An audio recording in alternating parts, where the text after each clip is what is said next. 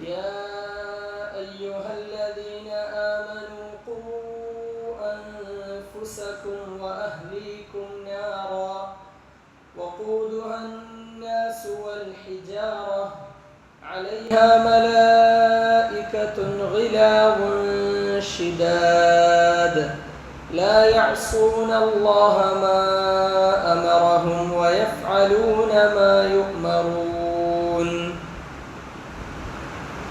صدق الله العظيم اللهم ألهمني رشدي وأعذني من شر نفسي رب اشرح لي صدري ويسر لي أمري واحلل عقدة من لساني يفقهوا قولي. മക്കൾക്ക് ശരിയായ ദീനീ ബോധവും ദീനീ വിദ്യാഭ്യാസവും നൽകുക എന്നുള്ളത് മാതാപിതാക്കളുടെ ഉത്തരവാദിത്തമാണ്. എപ്രകാരം മക്കളുടെ ദുനിയാവിൻ്റെ വിഷയത്തിൽ അവർക്ക് നല്ല വിദ്യാഭ്യാസവും നല്ല ജോലിയും നല്ല വരുമാനവുമൊക്കെ വേണം എന്ന് നമുക്ക് നിർബന്ധമുണ്ടോ, നാം ശ്രദ്ധിക്കാറുണ്ടോ? അതുപോലെ തന്നെ എൻ്റെ മക്കൾ ദീനിയായി വളരണം, ദീനിയായ അറിവ് അവർക്ക് ലഭിക്കണം എന്നിങ്ങനെയുള്ള കാര്യങ്ങളിലും രക്ഷകർത്താക്കൾക്ക് വലിയ ശ്രദ്ധ വേണം. ഞാൻ മരിച്ചാൽ എൻ്റെ മക്കളുടെ അവസ്ഥ എന്താകും, അവർ പിന്നെ എങ്ങനെ ജീവിക്കും എന്നത് നാം എല്ലാവരും ഇന്ന് ചിന്തിക്കുന്ന, നമ്മെല്ലാം പലതിനും പ്രേരിപ്പിക്കുന്ന വലിയൊരു ചിന്തയാണ്. എന്നാൽ എൻ്റെ മക്കൾ മരിച്ചാൽ അവരുടെ അവസ്ഥ എന്താകും എന്ന് നാം ചിന്തിക്കാത്തതാണ് ഇന്നത്തെ ഏറ്റവും വലിയ പ്രശ്നം. അവരുടെ ദുനിയാവിൻ്റെ ജീവിതം, അവരുടെ സാമ്പത്തിക അവസ്ഥ, ജീവിത മേഖലകൾ, സമ്പാദ്യ മാർഗങ്ങൾ, ഇതൊക്കെ നമുക്ക് വലിയ പ്രശ്നമാണ്. അതിനുവേണ്ടിയൊക്കെ നാം ഒരുപാട് കഷ്ടപ്പെടുന്നുണ്ട്. എന്നാൽ മറുഭാഗത്ത് അവരുടെ ദീനിയായ അവസ്ഥ എന്താണ്, അവരുടെ ആഖിറത്തിലെ അവസ്ഥ എന്താകും, അതിനുവേണ്ടി ഞാൻ എന്ത് ചെയ്തു കൊടുത്തു, ഇത് ചിന്തിക്കാൻ നമുക്കിന്ന് സമയമില്ല, അല്ലെങ്കിൽ അത് നമുക്ക് വലിയ പ്രശ്നമായിട്ട് തോന്നുന്നില്ല. ഇതാണ് പുതുതലമുറയെ ദീനിലേക്ക് എത്തിക്കാൻ നമുക്ക് സാധിക്കാതെ പോയതിൻ്റെ അടിസ്ഥാനം. മക്കൾക്ക് നല്ല വിദ്യാഭ്യാസമുണ്ട്, പഠിച്ചതിലെല്ലാം നല്ല മാർക്കുണ്ട്, നല്ല ജോലിയുണ്ട്, അതിൽ നല്ല വരുമാനമുണ്ട്. പക്ഷെ ദീനിയായി മാത്രം അവർ പുരോഗതിയിലേക്ക് വന്നിട്ടില്ലെങ്കിൽ, അവരുടെ പ്രായത്തിനനുസരിച്ച് അവർക്ക് ദീനിയായ അറിവും ബോധവും ലഭിച്ചിട്ടില്ലെങ്കിൽ, അവരുടെ ആഖിറത്തിന് മാത്രമല്ല നമ്മുടെ ആഖിറത്തിന് കൂടി നഷ്ടം വരുത്തുന്ന വലിയൊരു തെറ്റാണ് നാം ചെയ്തുകൊണ്ടിരിക്കുന്നത്. അല്ലാഹുവിന്റെ കൽപ്പനയാണ്, യാ അയ്യുഹല്ലദീന ആമനു ഖൂ അൻഫുസകും വഅഹ്ലീകും നാറ. സത്യവിശ്വാസികളെ, നിങ്ങൾ നിങ്ങളുടെ സ്വന്തത്തെയും നിങ്ങളുടെ കുടുംബാദികളെയും നരകത്തിൽ നിന്ന് സംരക്ഷിക്കണം. ഇത് അല്ലാഹു സുബ്ഹാനഹു വ തആലയുടെ കൽപ്പനയാണ്. നബി സല്ലല്ലാഹു അലൈഹി വസല്ലമയുടെ ഹദീസാണ്, കുല്ലുക്കും റാഇൻ, നിങ്ങൾ എല്ലാവരും ഉത്തരവാദിത്വം ഏൽപ്പിക്കപ്പെട്ടവരാണ്. വകുല്ലുക്കും മസ്ഊലുൻ അൻ റഅയ്യതി, നിങ്ങൾ ഓരോരുത്തരോടും അവരുടെ ഉത്തരവാദിത്തത്തെക്കുറിച്ച് അല്ലാഹുവിന്റെ അടുക്കൽ ചോദിക്കപ്പെടുന്നതാണ്. അതുകൊണ്ട് നമ്മുടെ മക്കളുടെ വിഷയത്തിൽ അവർക്ക് ദീനീ ഇൽമും ദീനീ ബോധവും നൽകാൻ നമുക്ക് സാധിച്ചിട്ടില്ലെങ്കിൽ, അത് അവരുടെ ആഖിറത്തിന് മാത്രമല്ല നമ്മുടെ ആഖിറത്തിന് കൂടി നഷ്ടമുണ്ടാക്കുന്ന കാര്യമാണ്. നമ്മുടെ ഉത്തരവാദിത്തത്തിലെ വീഴ്ചയാണ്. അതിനുള്ള ശിക്ഷ, അതിനുള്ള ചോദ്യം നമ്മോടും ഉണ്ടാകും. അതുകൊണ്ട് തന്നെ മക്കൾ നമസ്കരിക്കുന്നില്ലെങ്കിൽ, മക്കൾക്ക് ദീനീ നിഷ്ഠയില്ലെങ്കിൽ, ആ പിതാവ് ഏറ്റവും വലിയ നമസ്കാരക്കാരനാണെങ്കിലും, ഏറ്റവും കൃത്യനിഷ്ഠതയോടുകൂടി നമസ്കരിക്കുന്ന വ്യക്തിയാണെങ്കിലും, ആ പിതാവിന്റെ ഉത്തരവാദിത്വം പൂർത്തിയാകുന്നില്ല. ആ പിതാവ് അല്ലാഹുവിന്റെ അടുക്കൽ രക്ഷപ്പെടുകയില്ല. മറിച്ച് മക്കളുടെ വിഷയത്തിൽ കൃത്യമായ അറിവ്, അവർക്ക് ദീനിയായ ബോധവും അറിവും നൽകാൻ നമുക്ക് സാധിക്കണം. പരിശുദ്ധ ഖുർആന്റെ കൽപ്പന നാം ഒന്ന് ശ്രദ്ധിക്കണം. യാ അയ്യുഹല്ലദീന ആമനു ഖൂ അൻഫുസകും വഅഹ്ലീകും നാറ. സത്യവിശ്വാസികളെ, നിങ്ങൾ നിങ്ങളുടെ സ്വന്തത്തെയും നിങ്ങളുടെ കുടുംബാദികളെയും നരകത്തിൽ നിന്ന് സംരക്ഷിക്കണം എന്നാണ് അല്ലാഹു തആല പറഞ്ഞത്. അതായത് നിങ്ങളുടെ മകൻ അല്ലെങ്കിൽ നിങ്ങളുടെ മകൾ ഒരു തീയിലേക്ക് പോയി വീഴുന്ന സാഹചര്യത്തിൽ നിങ്ങൾ എത്രത്തോളം അവരെ സംരക്ഷിക്കുമോ അതുപോലെ അവർ നരകത്തിലേക്ക് പോകുന്നതിൽ നിന്ന് നിങ്ങൾക്ക് അവരെ സംരക്ഷിക്കാൻ സാധിക്കണം. ഇന്ന് നമ്മുടെ ഏറ്റവും വലിയ ന്യായമാണ്, ഞാൻ അവനെ പഠിപ്പിച്ചു കൊടുത്തു, ഞാൻ അവനെ പഠിക്കാൻ വിട്ടതാണ്, ഞാൻ അവന് കാര്യങ്ങൾ പറഞ്ഞു കൊടുത്തതാണ്, പിന്നെ നന്നായില്ലെങ്കിൽ ഞാൻ എന്ത് ചെയ്യാനാണ്, ഇന്നത്തെ സാഹചര്യമല്ലേ, നൂഹ് നബിയുടെ മകൻ പോലും രക്ഷപ്പെട്ടില്ലല്ലോ എന്നിങ്ങനെ ഒരുപാട് ന്യായങ്ങൾ നമുക്കുണ്ട്.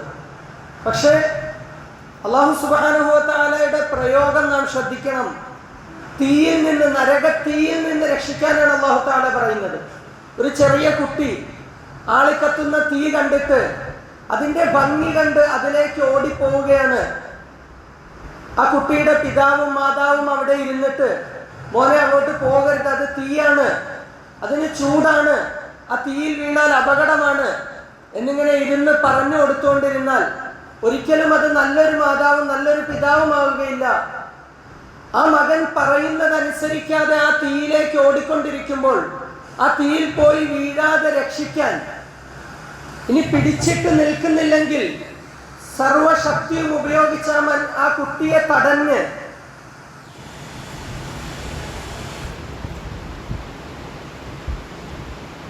സർവശക്തിയും ഉപയോഗിച്ച് തൻ്റെ കുഞ്ഞിനെ തടയുകയും സ്നേഹത്തോടെയോ ഭീഷണിയുടെ സ്വരത്തിലോ എങ്ങനെയെങ്കിലുമൊക്കെ ആ കുട്ടിയെ കൈപിടിച്ച് ആ തീയിൽ നിന്ന് രക്ഷിച്ച് സുരക്ഷിതമാക്കുമ്പോഴാണ് യഥാർത്ഥത്തിൽ ആ മാതാവിൻ്റെയും പിതാവിൻ്റെയും ഉത്തരവാദിത്വം പൂർത്തിയാകുക. അവർ യഥാർത്ഥ മാതാപിതാക്കളുടെ കടമ നിർവഹിച്ചവരാകുക. ഇതുപോലെ നമ്മുടെ മക്കൾ നരകത്തിലേക്ക് പോകുമ്പോൾ, നമ്മുടെ മക്കൾ തിന്മകളിലേക്ക് പോകുമ്പോൾ ആ തിന്മകളിൽ നിന്ന് അവരെ രക്ഷിക്കാൻ നമ്മുടെ വെറും വാക്കുകൾ അല്ലെങ്കിൽ നമ്മുടെ എന്തെങ്കിലും സൂചനകൾ അല്ലെങ്കിൽ നാം അവരെ എവിടെയെങ്കിലുമൊക്കെ പഠിക്കാൻ വിട്ടു എന്നതിൻ്റെ പേരിൽ മാത്രം ഒരിക്കലും നമ്മുടെ കടമ പൂർത്തിയാകുന്നില്ല. മറിച്ച് എപ്രകാരം അവരൊരു തീയിലേക്ക് പോകുന്നതിൽ നിന്ന് നാം അവരെ സംരക്ഷിക്കാൻ വേണ്ടി പരിശ്രമിക്കുമോ അതുപോലെ ഈ മക്കളുടെ ദീനിയായ ബോധത്തിന് വേണ്ടി, ദീനിയായ വിദ്യാഭ്യാസത്തിന് വേണ്ടി, അവർ ദീനിയായ ചിട്ടയിൽ വളർന്നു വരുന്നതിന് വേണ്ടി നമ്മുടെ ശ്രദ്ധയും പരിചരണവും 100% ആവശ്യമുണ്ട്. അത് നാം നൽകുമ്പോൾ മാത്രമാണ് ഒരു പിതാവ് എന്ന നിലയിൽ, ഒരു മാതാവ് എന്ന നിലയിൽ നമ്മുടെ കടമ നാം പൂർത്തീകരിച്ചവരാകുക. ഒരു തിന്മയെ അത് തീയായി കാണാൻ നമുക്ക് സാധിക്കണം. നമ്മുടെ മക്കളുടെ ഭാഗത്തു നിന്നുണ്ടാകുന്ന ഓരോ തെറ്റുകളെയും അത് ഒരു തീയിലേക്ക് അവർ പോകുന്നതായി നമുക്ക് കാണാൻ സാധിക്കണം. ഇന്ന് നമുക്ക് വന്നുപോയ ഏറ്റവും വലിയ അപകടം ഇത് തന്നെയാണ്. തിന്മകളുടെ ദുരവസ്ഥ എന്താണ്, തിന്മകളുടെ അപകടം എന്താണ് എന്ന് നമുക്ക് തന്നെ ഗൗരവമില്ലാതായിപ്പോയി. അതുകൊണ്ട് നമ്മുടെ മക്കൾ അത്തരം ചുറ്റുപാടിലേക്ക് പോകുമ്പോൾ അതിൻ്റെ ഗൗരവം മനസ്സിലാക്കാൻ തന്നെ നമുക്ക് സാധിക്കുന്നില്ല. അതുകൊണ്ട് ആ മക്കൾക്കത് മനസ്സിലാക്കി കൊടുക്കാനും നമ്മെ കൊണ്ട് കഴിയുന്നില്ല. ഏറ്റവും വലിയ അപകടത്തിലേക്കാണ് എൻ്റെ മോൻ പോകുന്നത്, എൻ്റെ മകൾ പോകുന്നത്. അള്ളാഹുവിന് ഇഷ്ടമില്ലാത്ത ഒരു കാര്യമാണ് എൻ്റെ കുട്ടി ചെയ്യുന്നത്. അത് അവനെ കാലാകാല നരകത്തിലേക്ക്, കാലാകാല നാശത്തിലേക്ക് എത്തിക്കുന്നതാണ് എന്നുള്ള ഒരു ബോധ്യം, ആ ഒരു ഗൗരവം രക്ഷകർത്താക്കളുടെ ഉള്ളിൽ വരുമ്പോഴാണ് മക്കൾക്ക് ശരിയായ ദീനി നിർദ്ദേശം കൊടുക്കാൻ രക്ഷകർത്താക്കൾക്ക് സാധിക്കുക. മനുഷ്യ ലോകത്ത് ചെയ്യുന്ന തിന്മകൾ അത് തീയായിട്ടാണ് പരിശുദ്ധ ഖുർആൻ പരിചയപ്പെടുത്തിയത്. ഇത് നമ്മുടെ നോട്ടത്തിൽ ആ തീ നമുക്ക് പ്രകടമാകുന്നില്ലെന്ന് മാത്രം. ഒരു റൂമിൽ നിറയെ ഗ്യാസ് നിറഞ്ഞു നിൽക്കുകയാണെങ്കിൽ ബുദ്ധിയുള്ള ഒരു മനുഷ്യന് മനസ്സിലാകും ഇവിടെ യഥാർത്ഥത്തിൽ തീയാണ് നിറഞ്ഞു നിൽക്കുന്നത്. ഒരു തീപ്പൊരി വന്നാൽ മതി, ഈ റൂം മുഴുവൻ കത്തി നശിക്കും. പക്ഷെ ബാഹ്യമായി നോക്കുന്ന മനുഷ്യൻ അവിടെ ഒന്നും കാണാനുണ്ടാവുകയില്ല. ഇതുപോലെയാണ് ഈ ലോകത്ത് തിന്മകൾ നിറയുന്നത്. വലിയ തിന്മകൾ നിറഞ്ഞ് വലിയ നാശത്തിന്റെ വക്കിലെത്തി നിൽക്കുന്ന ഒരു ചുറ്റുപാട് കണ്ട് അത് മനസ്സിലാക്കാനുള്ള ദീനിയായ ബോധം, ഈമാൻ രക്ഷകർത്താക്കൾക്കുണ്ടെങ്കിലേ മക്കളെ അതിൽ നിന്ന് രക്ഷപ്പെടുത്താൻ സാധിക്കുകയുള്ളൂ. അള്ളാഹുവിന്റെ കരുണ കൊണ്ട് ഇവിടെ ഒരു തീപ്പൊരി വീഴാത്തത് കൊണ്ടാണ് നാം ഇന്ന് ഈ തിന്മകളുടെ അപകടത്തിൽ പെടാതെ രക്ഷപ്പെട്ടു പോയിക്കൊണ്ടിരിക്കുന്നത്. അള്ളാഹു കാക്കട്ടെ. അള്ളാഹുവിന്റെ ഭാഗത്തു നിന്നുള്ള ഒരു ശിക്ഷയുടെ തീരുമാനം വന്നാൽ ആ നാശത്തിൽ, അതിന്റെ കെടുതിയിൽ നാം എല്ലാവരും ഉൾപ്പെട്ടു പോകും. അത്ര വലിയ തിന്മകളുടെ ചുറ്റുപാട് നമുക്ക് ചുറ്റും ഇന്ന് നിറഞ്ഞു നിൽക്കുമ്പോൾ നമ്മുടെ മക്കളെ അതിൽ നിന്ന് രക്ഷിക്കണമെങ്കിൽ ഏറ്റവും ആദ്യം നമുക്കതിനെ കുറിച്ചുള്ള ഗൗരവം ഉണ്ടാകണം. അത് സ്നേഹത്തോടെ നമ്മുടെ മക്കൾക്ക് പറഞ്ഞു കൊടുക്കാൻ നമുക്ക് സാധിക്കണം. ഒരു പിതാവ് അല്ലെങ്കിൽ ഒരു മാതാവ് ഈ തിന്മയുടെ ഗൗരവം മനസ്സിലാക്കിക്കൊണ്ട് തൻ്റെ കുഞ്ഞിനോടുള്ള സ്നേഹത്തോടുകൂടി, വാത്സല്യത്തോടുകൂടി അതിൻ്റെ ഗൗരവം അവർക്ക് യഥാർത്ഥമായ രീതിയിൽ മനസ്സിലാക്കി കൊടുക്കാൻ തയ്യാറായാൽ, ആ രീതിയിൽ അവരെ ആ തിന്മയിൽ നിന്ന് പിന്തിരിപ്പിക്കാൻ വേണ്ട സകല മാർഗങ്ങളും സ്വീകരിക്കാൻ തയ്യാറായാൽ, അതിനുശേഷവും ആ മകൻ തിന്മയിലേക്ക് പോയാൽ ആ പിതാവിന് അള്ളാഹുവിന്റെ അടുക്കൽ രക്ഷപ്പെടാൻ സാധിക്കും. അള്ളാഹുവിന്റെ അടുക്കൽ കൃത്യമായ ന്യായം ബോധിപ്പിക്കാൻ സാധിക്കും. അതല്ലാത്തിടത്തോളം നമ്മുടെ മക്കളുടെ ഭാഗത്തു നിന്നുണ്ടാകുന്ന ഓരോ തെറ്റിനും അള്ളാഹുവിന്റെ മുന്നിൽ നാം സമാധാനം പറയേണ്ടി വരുമെന്നുള്ളത് 100% ഉറപ്പാണ്. പരിശുദ്ധ ഖുർആൻ നബിമാരെ കുറിച്ച് പരാമർശിക്കുന്ന സ്ഥലത്ത്, വ്യത്യസ്തമായ സ്ഥലങ്ങളിൽ പരാമർശിച്ച വളരെ പ്രധാനപ്പെട്ട ഒരു കാര്യമാണ് അവർ അവരുടെ മക്കൾക്കും അവരുടെ കുടുംബത്തിനും കൊടുത്തിരുന്ന ദീനിയായ നിർദ്ദേശങ്ങൾ. ഇസ്മായിൽ അലൈഹിസ്സലാമിനെ കുറിച്ച് അള്ളാഹു പറയുന്നു, വകാന യഅ്മുറു അഹ്ലഹു ബിസ്സലാത്തി വസ്സക്കാ. അദ്ദേഹം തന്റെ കുടുംബത്തിന് നമസ്കാരവും സക്കാത്തും ഒക്കെ നിർദ്ദേശിക്കുന്ന, പഠിപ്പിച്ചു കൊടുക്കുന്ന ആളായിരുന്നു. യാക്കൂബ് അലൈഹിസ്സലാമിനെ കുറിച്ച് അള്ളാഹു തആല പറയുന്നു, വവസ്സാ ബിഹാ ഇബ്രാഹീമു ബനീഹി വയാക്കൂബ്.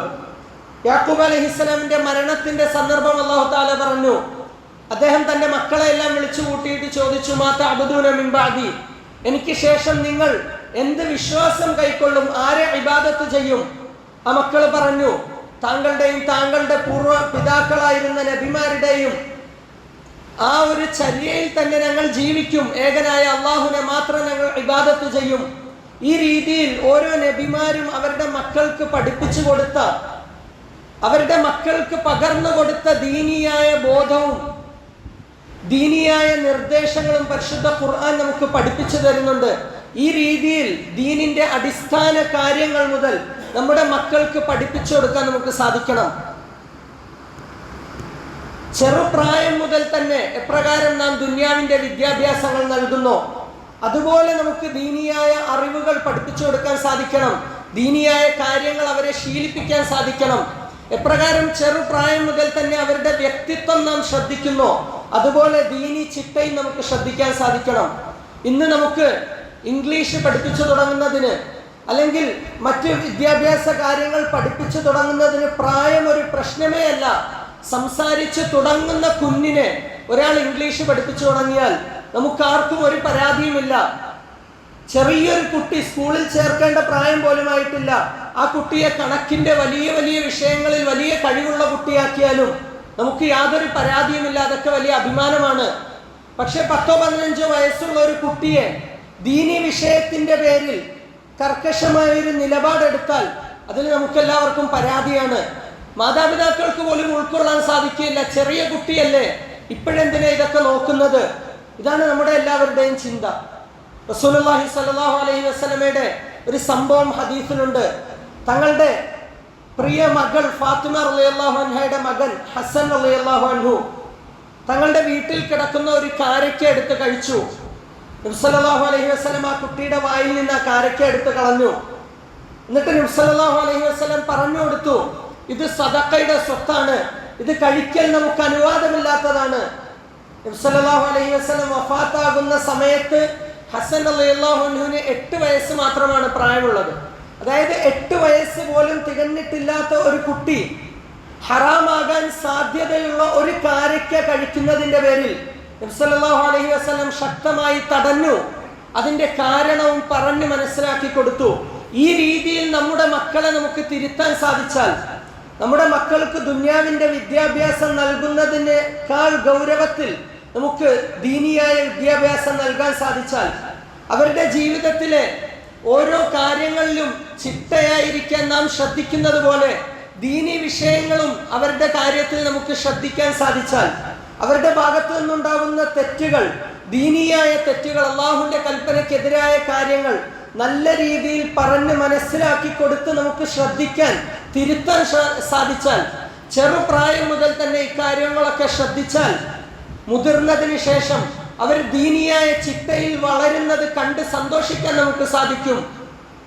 അവർ ഏത് മേഖലയിലേക്ക് പോയാലും ആ മേഖലയിൽ പരിശുദ്ധ ദീനുൽ ഇസ്ലാമിനെ മുറുകെ പിടിച്ച് ജീവിക്കുന്നത് നമുക്ക് കണ്ട് സന്തോഷിക്കാൻ സാധിക്കും.